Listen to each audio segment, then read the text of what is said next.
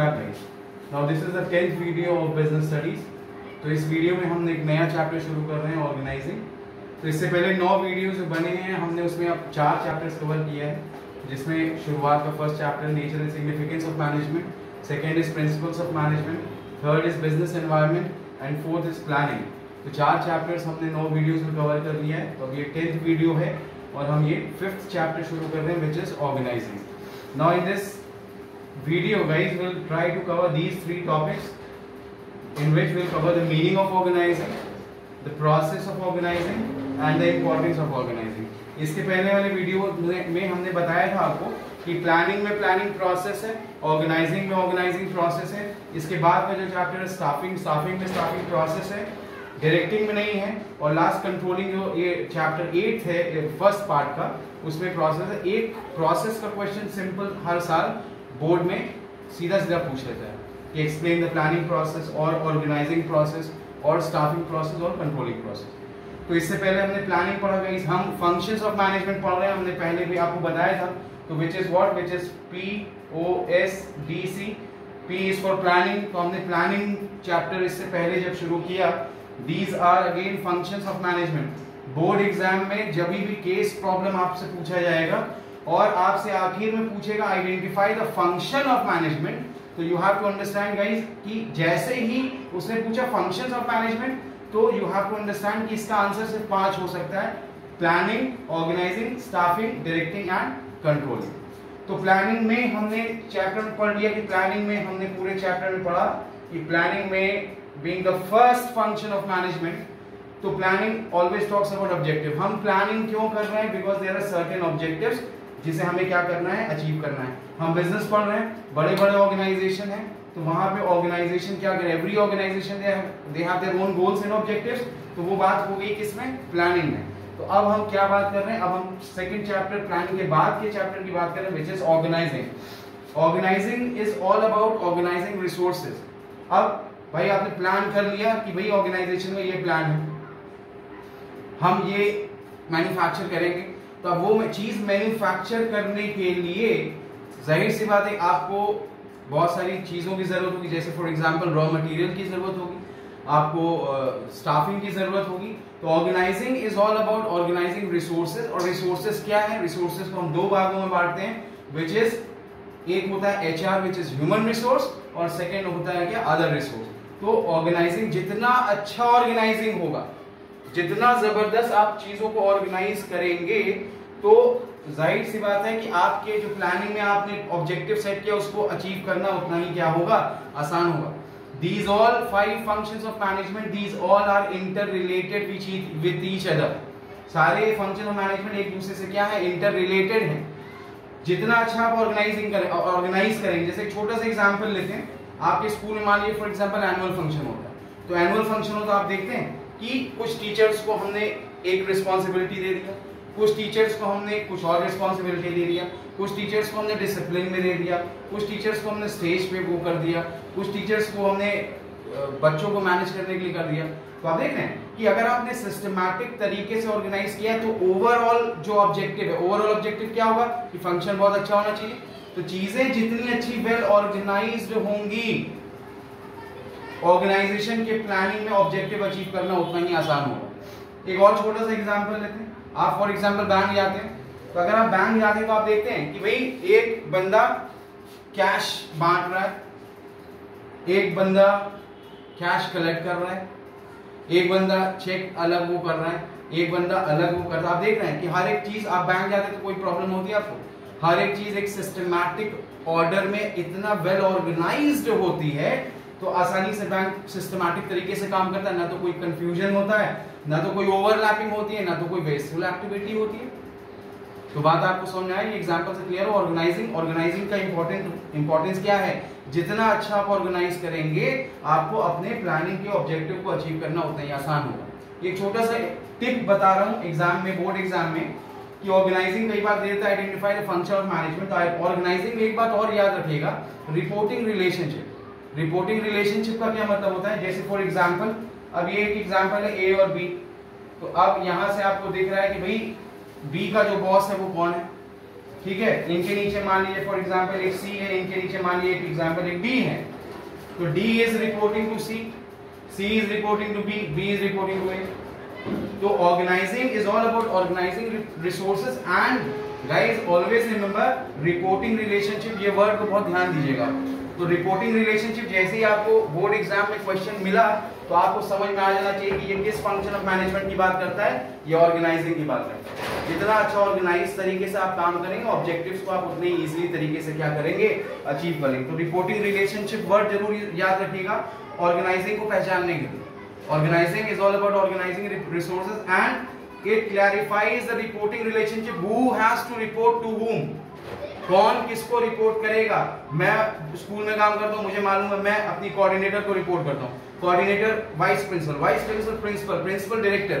You understand, this is the hierarchy, reporting relationship. तो organizing also clarifies reporting relationship, who has to report to whom। ठीक है, ये बात clear होगी, meaning में कोई कंफ्यूजन नहीं है। इसका डेफिनेशन आप देख लीजिएगा, ऑर्गेनाइजिंग का हमने क्लियर कर दिया आपको एग्जांपल से। नेक्स्ट जो है ऑर्गेनाइजिंग प्रोसेस। अब देखिए सबसे पहली बात ये ऑर्गेनाइजिंग प्रोसेस की जब हम बात कर रहे हैं, तो अगर मुझे कोई चीज ऑर्गेनाइज करनी है, अब फॉर एग्जांपल घर में एक बर्थडे पार्टी करना है या घर में सिस्टर की शादी है, ये तो अलग अलग बात है। तो the first step in the, भाई ऑर्गेनाइज क्या करना है, बर्थडे पार्टी ऑर्गेनाइज करना है कि शादी ऑर्गेनाइज करना है, गेटिंग माय पॉइंट। तो पहला इसका जो पॉइंट, पहला जो इसका पॉइंट है वो है identification, identification and division of work. First क्या है, हमने ऑर्गेनाइजिंग क्या कहा कि भाई ऑर्गेनाइज क्या करना है, ये तो पहले पता होना चाहिए ना। तो ऑर्गेनाइजिंग का पहला स्टेप क्या है, identification and division of work. हमें पहले आइडेंटिफाई तो करें कि ऑर्गेनाइज क्या करना है। ऑर्गेनाइज क्या करना है मतलब कि बर्थडे पार्टी ऑर्गेनाइज करना है, शादी ऑर्गेनाइज करना है, गेटिंग माय पॉइंट। तो आइडेंटिफाई किया आपने, आइडेंटिफाई करने के बाद आपने क्या किया, division of work. The work is divided into small component. हमने पहले division of work second Fayol और टेलर प्रिंसिपल में पढ़ा है। तो division of work always leads to what, always leads to specialization. तो जो काम जिस डिपार्टमेंट का है, हमने पहले क्या किया, काम को आइडेंटिफाई किया कि भाई ये करना है। आइडेंटिफाई करने के बाद चीजें हमें उसी हिसाब से ऑर्गेनाइज करनी है। फिर हमने क्या किया, काम को हमने डिवीजन ऑफ वर्क, हमने मतलब काम को स्मॉल कंपोनेंट में बांट दिया। तो पहला स्टेप क्या है, हमने बार बार कहा याद नहीं करना, एक प्रोसेस स्टेप्स में समझेंगे तो याद नहीं करना पड़ेगा।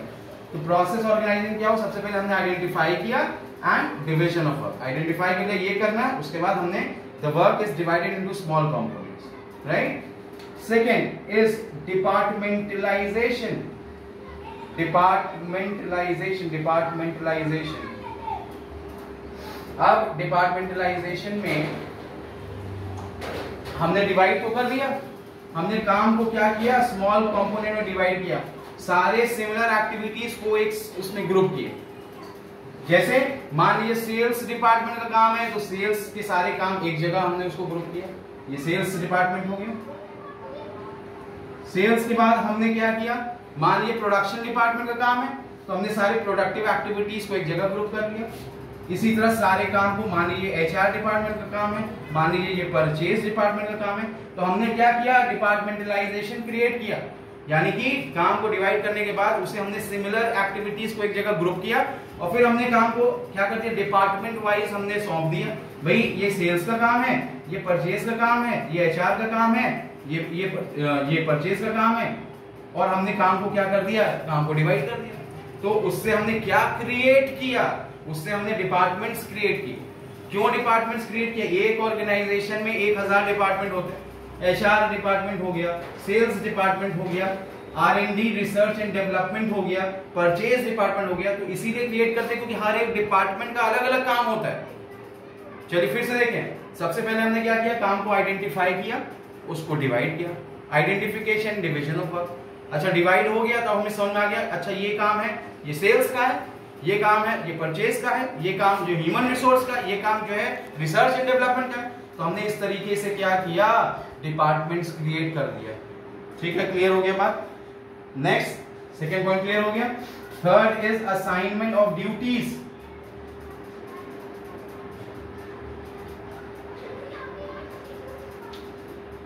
अब जो भी डिपार्टमेंट्स के हेड होंगे, अब जाहिर सी बात है कि मैनेजर्स तो काम नहीं करेंगे ना भाई, मैनेजर तो मैनेज करता है राइट, तो उनके नीचे जो टीम है, ठीक है, उनके नीचे मान लीजिए फॉर एग्जांपल है ये सेल्स के ये मैनेजर हैं, तो मैनेजर साहब के नीचे ये जो टीम काम कर रही है, दूसरे डिपार्टमेंट के मैनेजर के अंदर ये टीम काम कर रही है, और एक मैनेजर अलग डिपार्टमेंट के माली परचेज के हैं मैनेजर, उनके अंदर डिपार्टमेंट पूरी टीम काम कर रही है।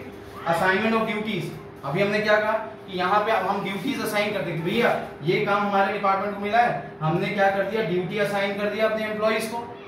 इस डिपार्टमेंट ने अपने नीचे एम्प्लॉइज को काम असाइन कर दिया, इसी को हम कहते हैं जॉब डिस्क्रिप्शन, इसी को हम कभी कभी जॉब डिस्क्रिप्शन भी कहते हैं, कि हमने अपने एम्प्लॉइज को काम असाइन कर दिया। तो क्या होगा, इससे कोई हमारे बीच कोई कंफ्यूजन नहीं होगा, कोई एम्बिग्यूटी नहीं होगी, कोई जो कियोस नहीं होगा, एकदम इजीली काम हो जाएगा। फिर से देखें हमने क्या किया, पहले identification and division of, identify किया, डिवाइड किया, उसी के हिसाब से हमने डिपार्टमेंट्स क्रिएट कर दिए। सेकंड पॉइंट बन गया डिपार्टमेंटलाइजेशन।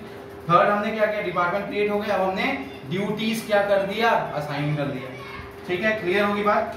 लास्ट है, 4 पॉइंट है इसमें, लास्ट है establishing reporting relationship. Reporting relationship, अब रिपोर्टिंग रिलेशनशिप है, अभी हमने एक एग्जांपल दिया, ये ए है, ये बी है, ये सी है, ये डी है। अब डी सी को रिपोर्ट कर रहा है, बी सी बी को कर रहा है और बी ए को कर रहा है। This is called reporting relationship. अब इससे क्या होगा भाई, रिपोर्टिंग रिलेशनशिप क्या होगा, who has to report to whom. तो ये चीजें सारी लोगों को क्लियर है कि हमें जब काम असाइन किया गया तो हमें अपने किसको हमें रिपोर्ट करना है। तो इससे क्या होगा, क्लैरिटी होगी वर्किंग में, क्लैरिटी होगी, हमारे बीच किसी तरह का कोई confusion, because everyone is aware that who has to report to whom. काम करने के बाद किसे हमें रिपोर्ट करना है, क्लियर हो गई बात। ये 4 पॉइंट्स हैं इसमें। फिर से एक बार देख लीजिए, क्या है, identification and division of work, identify किया, डिवाइड किया, काम के हिसाब से हमने डिपार्टमेंट क्रिएट किया। सेकंड पॉइंट बन गया डिपार्टमेंटलाइजेशन। थर्ड पॉइंट में हमने क्या किया, क्लियर किया असाइनमेंट ऑफ ड्यूटीज, कि किस को क्या ड्यूटी असाइन हुआ है, क्या इसकी रिस्पॉन्सिबिलिटीज हैं। लास्ट इज क्या, रिपोर्टिंग रिलेशनशिप, किसको किसे रिपोर्ट करना है, ताकि किसी भी तरह का ऑर्गेनाइजेशन में कोई कंफ्यूजन ना हो। चलिए क्लियर हो गई बात ये, तो ये प्रोसेस हो गया। अब इस वीडियो का लास्ट टॉपिक हम कवर करेंगे जो है इंपॉर्टेंस। तो आधा तो आपको ऐसी बात क्लियर हो जाना चाहिए कि अगर आप ऑर्गेनाइज तरीके से काम कर रहे हैं तो उसके फायदे क्या होंगे भाई, फायदे यही होंगे कि हमारे बीच कोई किसी तरह का कोई कंफ्यूजन नहीं होगा।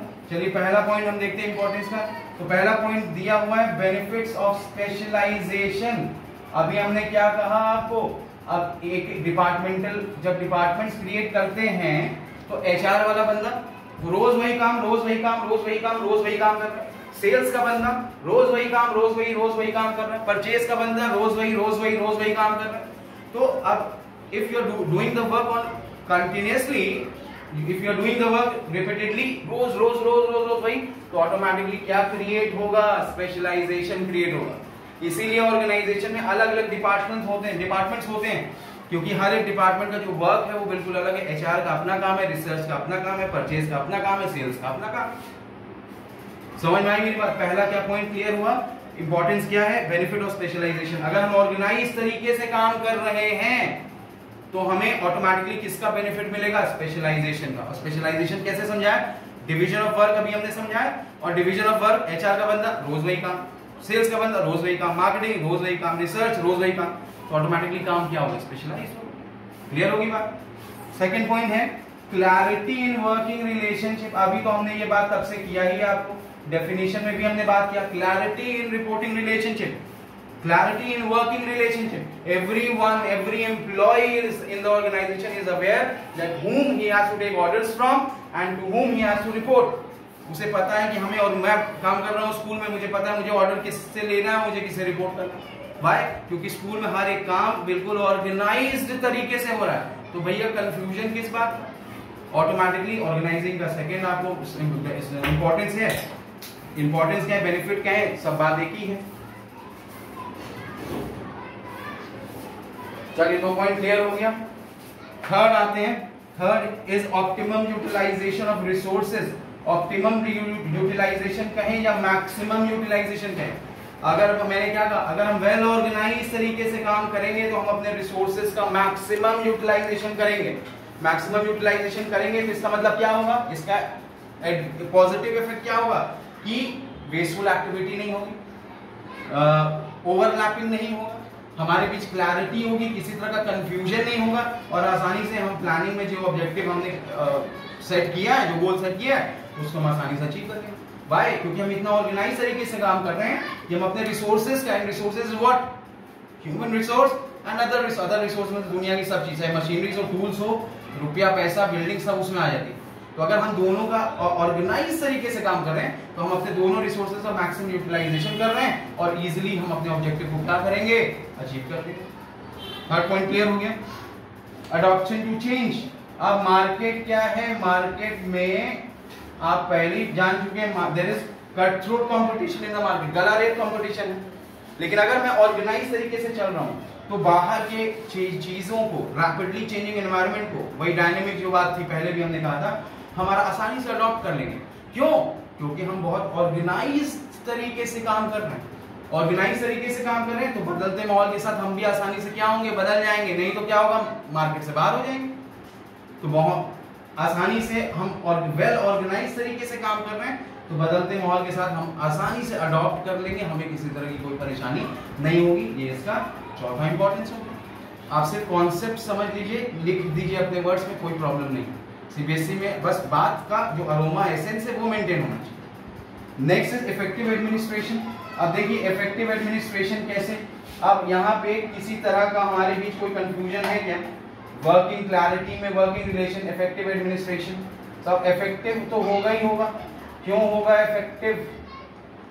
इफेक्टिव हमने पहले भी इफेक्टिवनेस पढ़ा था कि इफेक्टिवनेस का मेन मुद्दा क्या है, मेन मुद्दा टाइम से है।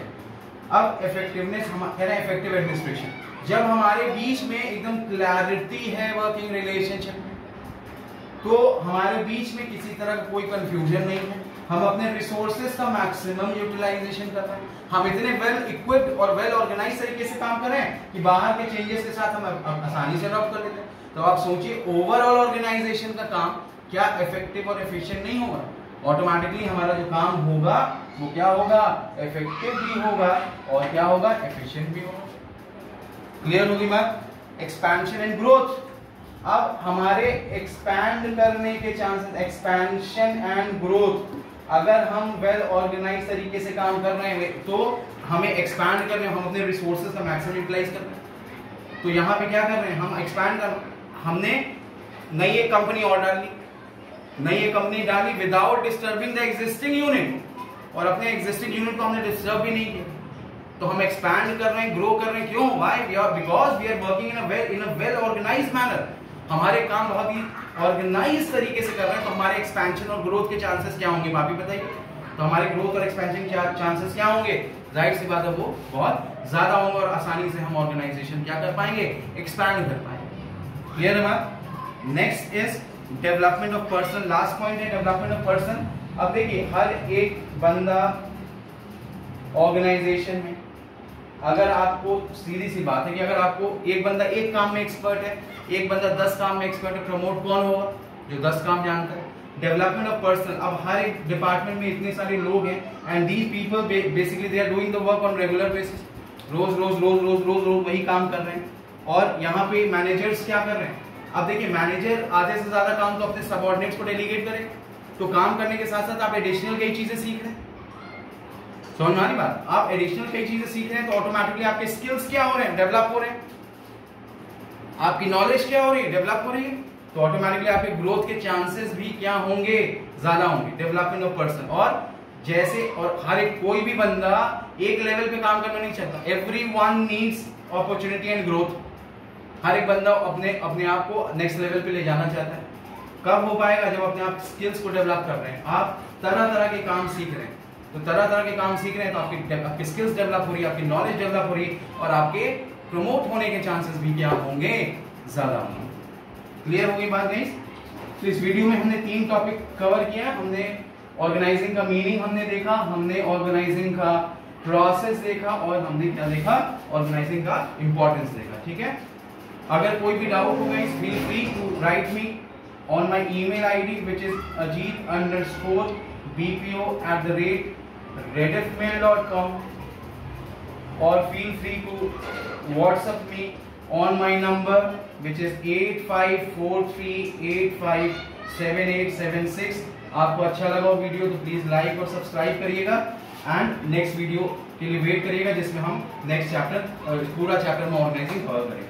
Thank you.